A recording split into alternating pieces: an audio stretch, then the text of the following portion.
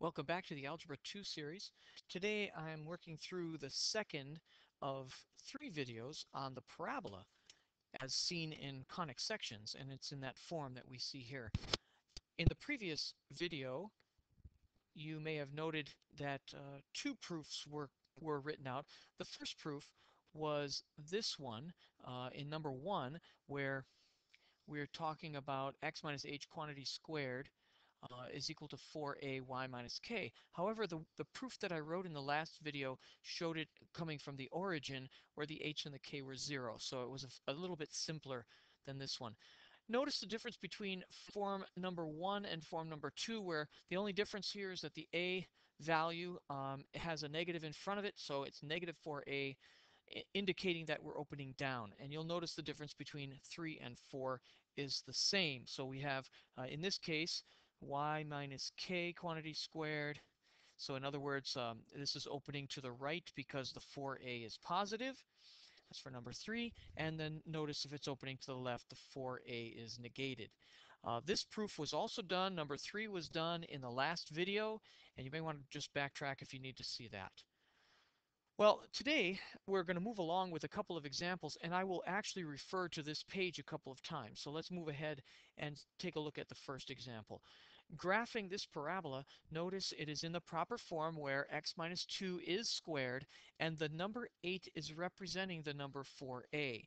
So I've got a few things going for me right now. If 4a is equal to 8, then I can represent my a value with 2. So before I do anything else, I'm going to go back and take a look one more time at my forms, and I see that it appears that the problem I'm working on is like number 1 here, where I've got a 4a and I've got the x minus h squared as the value. So I'm opening up.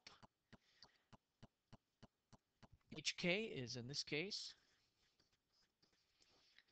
um, a positive 2 and a negative 3 from the opposite here and the opposite here. So that's my vertex. My a value is 2, so this pretty much gets me around the picture. I'll start with 2, negative 3. I'll just plot those points there, starting here, and I know that this is opening up. So beginning here, using a equaling 2, I'll move up 2 units. That means if this is my vertex, then that must be my focus. Keep in mind that the lattice rectum is 4 times a, or 8. And of course, we saw that this was the case here, that this 8 right here represents the length of the lattice rectum. If that's the case, then from the focus, I'm going to want to go 4 units to the right and 4 units to the left. And those will be my what I considered the places for the box. I'm going to take my note 2 units down here so that I create for myself, which is so important in graphing, this double square. Of course, the double square or the double box gives me a nice framework to graph from. So here we have the answer, or the graph, coming from the vertex through the lattice rectum endpoints and up, and that should take care of business. Now, of course, when we graph these in class, we just put letters on here, so I'm going to put ELR for endpoint of the lattice rectum, and over here, endpoint of the lattice rectum again. Oops, let me rewrite that. Endpoint of the lattice rectum. And then I just put a little D there for the directrix. So labeling everything out here, I end up with the vertex being at the point 2, negative 3. The focus is going to be 2 units above that, or 2, negative 1. The endpoints of the lattice rectum, I'm going to write in plus minus notation, so that's going to be 2 plus or minus 4 comma negative 1. And I know that some folks would prefer to have that actually written out as negative 2, negative 1, or 6, negative 1. I'm just going to leave it that way. The directrix is a horizontal line, is a horizontal line y equals, looks like it's negative 1, 2, 3, 4. I was at negative 3 for my vertex, and I went down 2 units, so negative 5. And typically we'll leave this in a box. That's the way we label our parabolas, and your class may do something different, but there you have it. Let's move on to the next example. So in the second one, it says find the vertex, focus, directrix, and endpoints of the lattice rectum for the parabola. And in this case, it is not in the proper form. I see that the y is squared. I see that the x is in the improper place. It needs to be on the other side. We're going to work on this one briefly algebraically by factoring the 4 out. I've got a y squared minus y. I'm going to leave a space so I can complete the square. I'll bring the 12x to the right-hand side and then leave that as plus 11. And of course, a little blank there to put something here from the completing of the square. Now moving on to the next step, of course, the 4 is going to stay for a moment. I'm going to write a y and minus a half. And the reason I do that is I'm simply completing the square here for y. Take half of that coefficient, square it out, I get a fourth. Multiply the 4 times the 1/4 to put the number 1 on the right-hand side. This gives me 12x plus 12. This might be a little bit different method than you've seen for completing the square, but typically we do this um, by holding off on that division of 4 until the end. So in this case, we end up with y minus a half quantity squared is equal to 12x plus 12 divided by 4, or 3x plus 3. If we factor out the 3, we end up with x plus 1. Now, of course, it may have been wise to take the 12 out first and make a 12 quantity x plus 1, and then divide that 12 by 4. Either way, you're going to come out with a 3 quantity x plus 1. That's y minus a half quantity squared. Well, keeping in mind, of course, that this is horizontal because the y is squared, let's go back a couple pages and take a look again.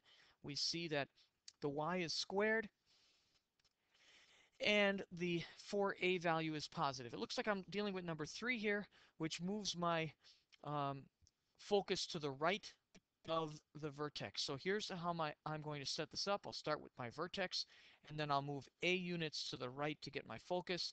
And this is going to be a vertical directrix that is a units to the left. So let's take a look at that. Without graphing it then, I should be able to figure this out. Make a little box. Let's start with the vertex. The vertex is the easy one. I'm going to start with the x portion. That's going to be -1 and then positive 1/2. For the focus, I'm going to need to move a units to the right from this point -1 comma 1/2. Well, this is 3, which is representing 4a. So a is 3/4 of a unit. If I'm going to move from the vertex to the right 3/4 of a unit to find my focus, then I'm moving 3/4 of a unit from -1, that's this -1 right here, which puts me at -1/4, 1/2. And that's a tricky little spot without graphing it first. Also, keep in mind that we're moving to the left to get my directrix, and in this case, that would be -1 3/4, or the directrix is x equals -7/4. Now, those are very tricky to see without graphing them. And finally, the endpoints of the lattice rectum, or the ELR, I'm going up and down from the focus. And again, I'm almost graphing this as I go because I have to visualize this in order for me to see it. That this length is going to be 4a, and 4a was 3.